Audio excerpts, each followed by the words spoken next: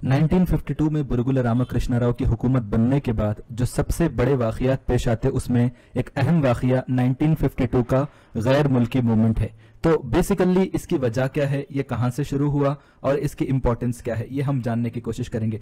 जब हैदराबाद में police action के बाद मिलिट्री रूल JN चौधरी की मतलब हुकूमत में हुआ था शुरू 1948 के सितंबर से, उसके बाद सिविल एडमिनिस्ट्रेशन आया MK वेल्लोडी का। तो इस दौरान क्या हुआ कि हंड्रेड्स ऑफ नॉन मुल्कीज, मतलब सैकड़ों की तादाद में जो गैर मकामी लोग हैं, खास तौर से मद्रास से और आंध्रा से, ठीक है, यहां से, क्योंकि यहां के लोग ज्यादा तेलुगु बोलते थे तो यहां के लोगों को बुलाया गया, ये रीजन बताते हुए कि हैदराबाद स्टेट में कोई ट्रेंड एम्प्लॉय नहीं है, कोई काबिल एम्प्लॉय नहीं है, उनके पास ज्यादा सलाहियत नहीं है, तेलुगु आती, पहले तो तेलुगु नहीं आती बोलते, अगर तेलुगु आती तो इंग्लिश नहीं आती बोलते। तो ये है, और ये जो अपॉइंटमेंट्स हुए, ये जो है मुल्की ऑर्डर्स जो है मीर उस्मान अली खान के 1919 में जो कानून बनाया गया, जो मुल्की के जो कवाइद है, जो रूल्स हैं 1919 में जो मीर उस्मान अली खान की तरफ से पास किए गए, उसके खिलाफ थे। और इसके अलावा और भी मध्य प्रदेश, उत्तर प्रदेश और बॉम्बे, यहां से भी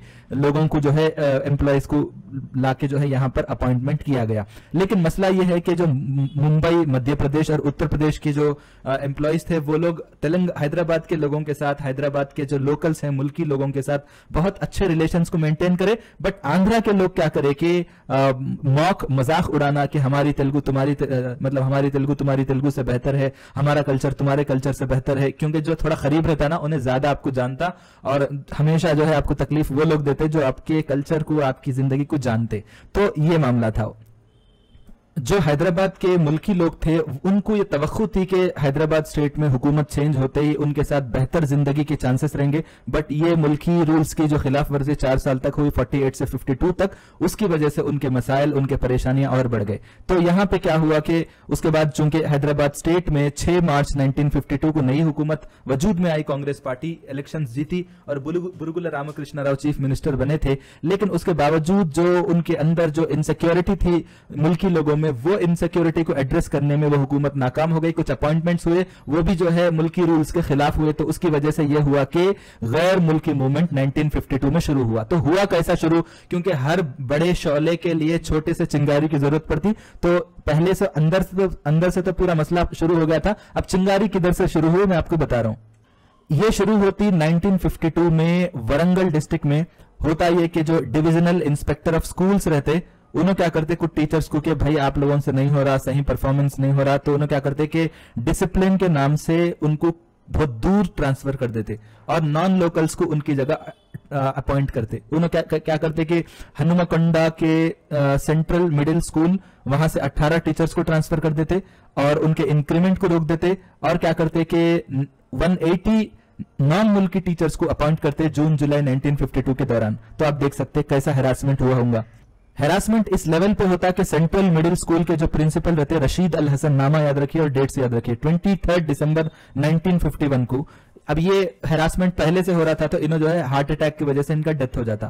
फिर उसके बाद जो है यहां पे क्या करते कि एक पॉलिटिशियन रहते जिनका नाम है हयग्रीवाचारी, और दूसरे टीचर्स क्या करते कि पार्थ सारथी के इस हरकत की वजह से बड़े ऑफिसर्स को शिकायत करते। फिर उसके बाद क्या होता कि 26 जुलाई 1952 को डॉक्टर शेंडरकर, ठीक है, इन्हों क्या करते, इन्हों डिप्यूटी इंस्पेक्टर और डिप्यूटी डायरेक्टर ऑफ एजुकेशन रहते, इन्हों वरंगल को आते और ये मामले को इन्वेस्टिगेट करते। तो ये बात जान के कि वहां पे एक डिप्यूटी डायरेक्टर ऑफ एजुकेशन आ रहे इन्वेस्टिगेशन के लिए, तो 4000 स्टूडेंट्स वरंगल से एक रैली निकालते। और क्या करते, कहां, मतलब वरंगल में रैली निकालते कहां से, हनुमाकोंडा चौरस्ता के ऑफिस से, जहां पे इनकी ऑफिस में जो इन्वेस्टिगेशन हो रहा था वहां से जो है ये लोग रैली निकालते। ठीक है, सूबेदारी भी बोलते उसको क्योंकि वो सूबा था पहले। ठीक है, 26 जुलाई 1952 को ये रैली निकाली जाती और ये जो रैली रहती ये फर्स्ट रैली मानी जाती मुल्की मूवमेंट की।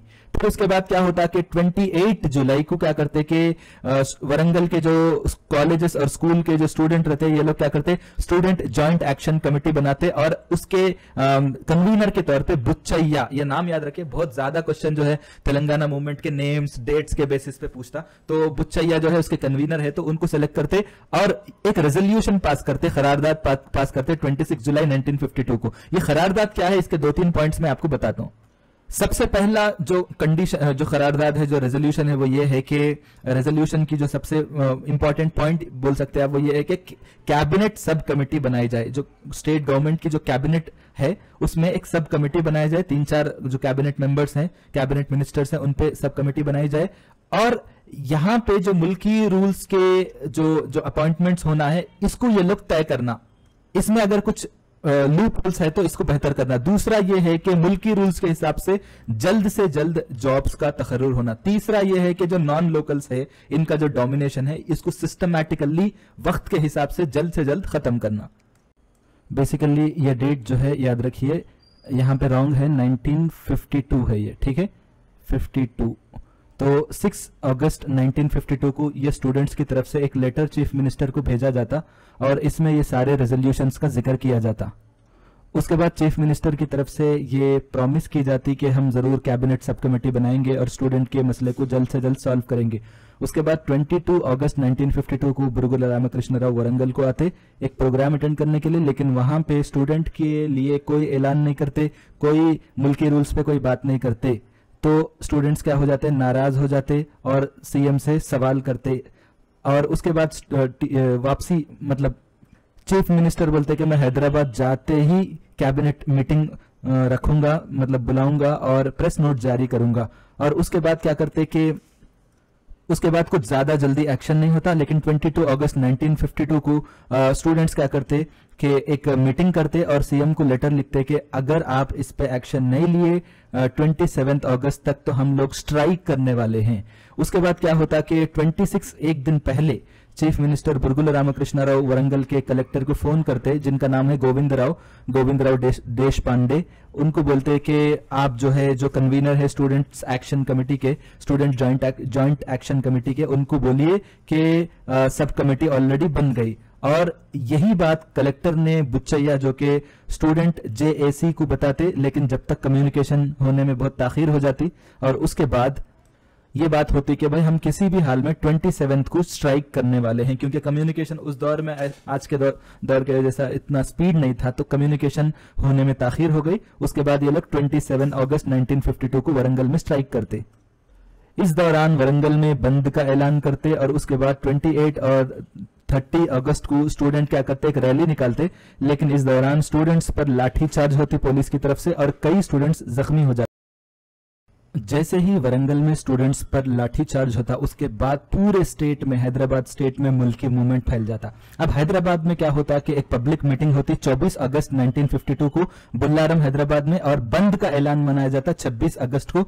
और एक first high level public meeting होती मुल्की इश्यू पे, कब, 27 अगस्त 1952 को। और उस वक्त के सिकंदराबाद के मेयर, जिनका नाम है डॉक्टर तिम्मा राजू, इन्हों जो है इसकी सदारत करते।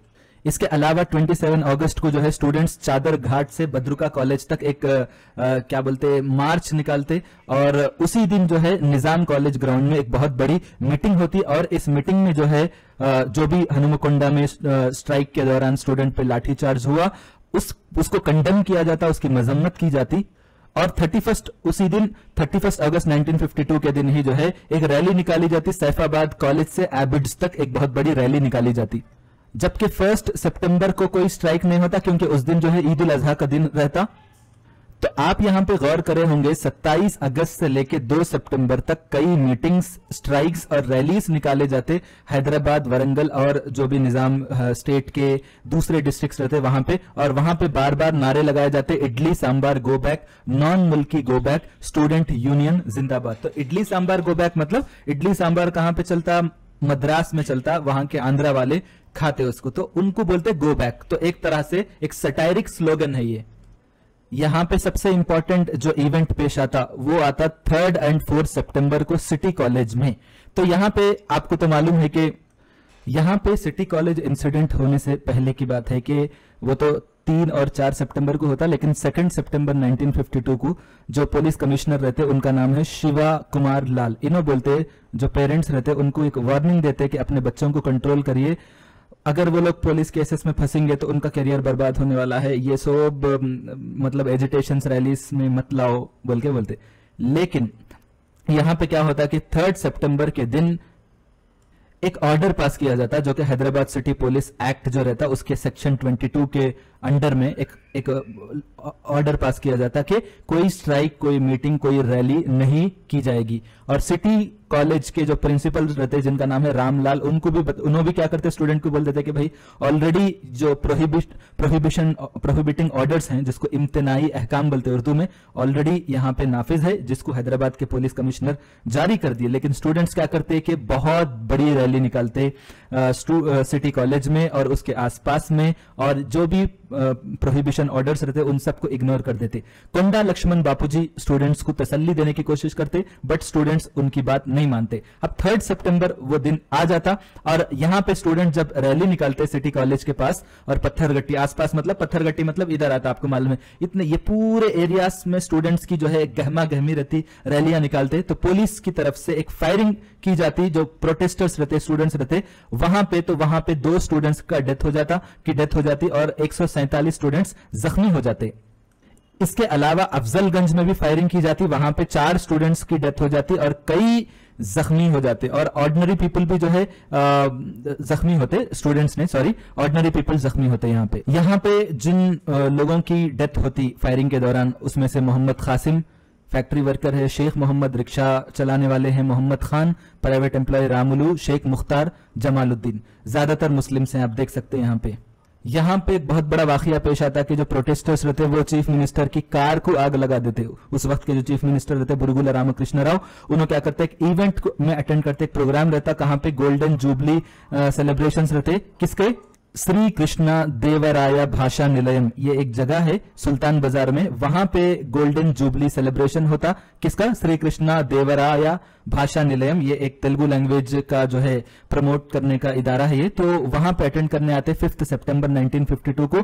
तो वहां पे सीएम के वाइफ और उनके बेटी जो है अटेंड करते, कहां पे, प्रतापगिरी कोठी पे, सुल्तान बाजार कोठी करीब है। तो इसी दौरान जो है उनकी कार को जो है आग लगा देते। ये बहुत बड़ा वाकया है मुल्की मूवमेंट का 1952 में जो पेश आया था, ठीक है। तो यहाँ पे ये बात याद रखिए। इसके अलावा जो है हजारों स्टूडेंट्स क्या करते कि एबिट्स रोड के पास निकल के आते और बहुत बड़ा जुलूस निकालते, और उसके बाद फतेह मैदान के पास आ जाते, और वहां फतेह मैदान मतलब एलबी स्टेडियम, वहां पे आके जो है एक बहुत बड़ी मीटिंग रखते।